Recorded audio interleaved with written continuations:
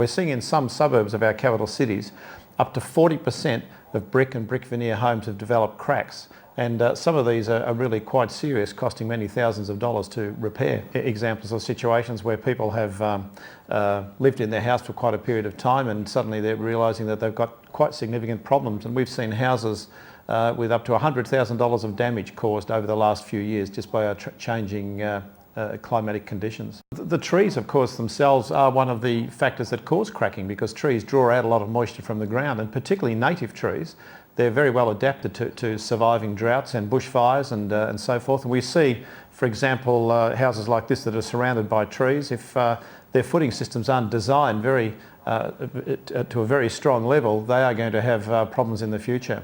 But we also see that there are many other sorts of things that people can do in designing homes to actually cope with this problem.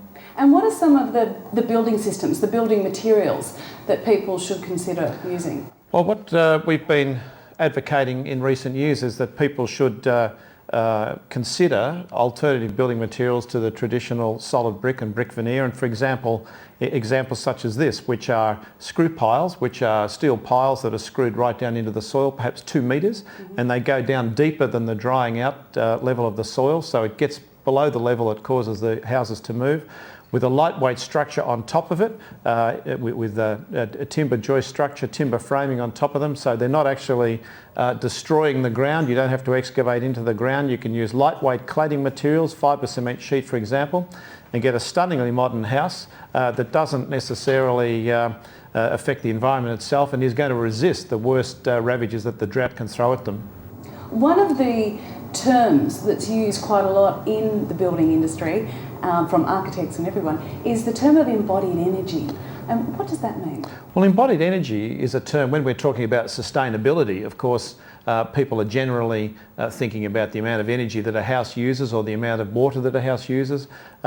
Embodied energy means the amount of energy that was required to make that particular type of building material. We're looking at some stats there. We look at some stats here, and we find that on the left-hand side, timber is a sort of a yardstick, because timber actually locks up carbon within it. But then we find that some materials, such as fibre cement sheet, for example, are slightly more energy intensive than timber itself, but generally pretty good, generally very low levels of embodied energy, right up to the very energy intensive products such as steel and aluminium, which can in many cases use 20, 30, 100 times more energy to produce than timber can.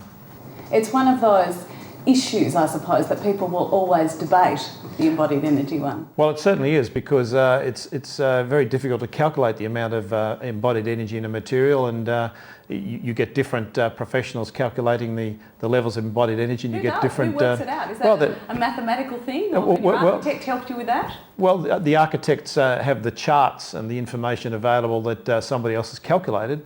But sometimes they're done by the universities, sometimes they're done by trade bodies and so on, and depending on who they're done by, you may get different results. But generally speaking, timber is the lowest. You've got things like fibre cement sheets slightly higher than that, then going right through to brick, steel, aluminium right at the top.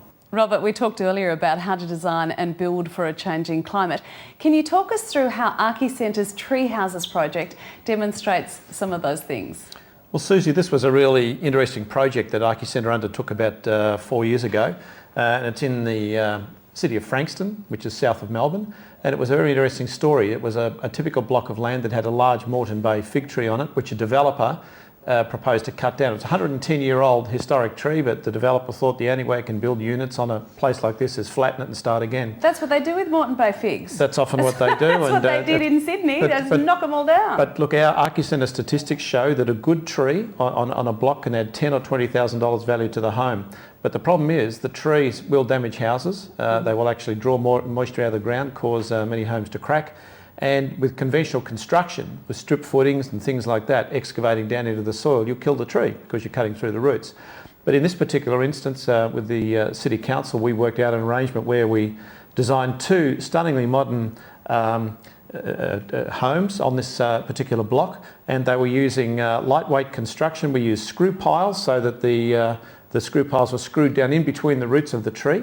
Then it was a light timber frame on top of that, and then it was clad with fibre cement sheets. So in the end, We managed to build all around the tree, totally saved the tree. The footings were down deep enough so that they weren't affected by the tree at all, so the house isn't likely to crack. So we managed to get 2 state-of-the-art, low-cost, and they were extremely low-cost homes, and retained the tree, and when they were sold they actually made a very handsome profit. So everyone won, and it's a great example. So presumably that tree could live another 110 years. Do you think the properties will stay there? Well, Moreton Bay fig trees can live up to 200 years or more. It's in healthy shape because none of the roots were cut, and we put in systems to make sure it was irrigated, and basically we didn't cut the soil in any way, so it was very well protected. So it's probably likely to live far longer than the houses, I would think. Well, that's great. Thank you, Robert. And hopefully more people will try and do those sorts of things when they have a tree in their property.